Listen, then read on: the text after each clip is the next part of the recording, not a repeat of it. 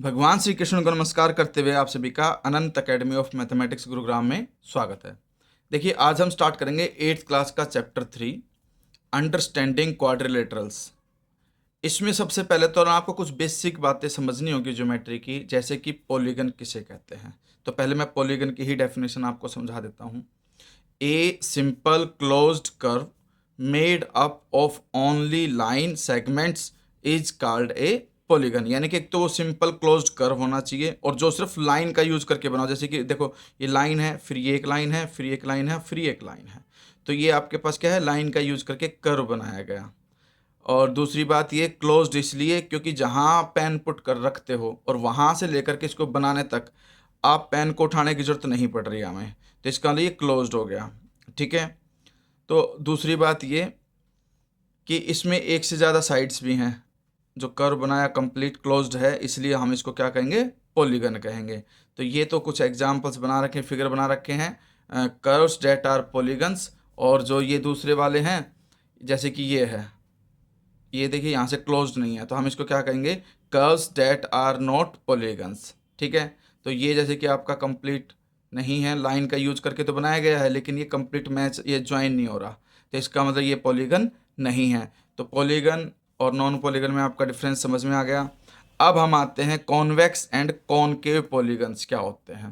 ठीक है। तो जैसे कि हमारे पास ऐसा पॉलीगन हो जिसके अंदर अगर हम डायगोनल बनाए, जैसे कि मान लो ये डायगोनल बनाया, दो पॉइंटों को ज्वाइन किया, तो डायगोनल उस फिगर के अंदर आया।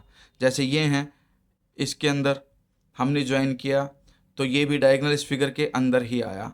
तो जब भी हम किसी भी दो पॉइंट को ऐसे मिलाएं और डायगोनल उस फिगर के अंदर ही आए, तो वो कहलाता है कॉन्वेक्स पॉलीगन। ओके।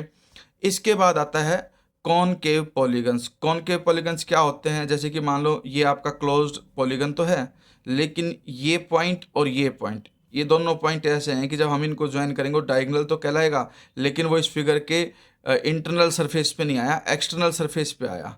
जैसे कि ये दो पॉइंट है, जब हमने इनको ज्वाइन किया तो जो डायगोनल आया वो इंटरनल के बजाय एक्सटर्नल सरफेस पे आया।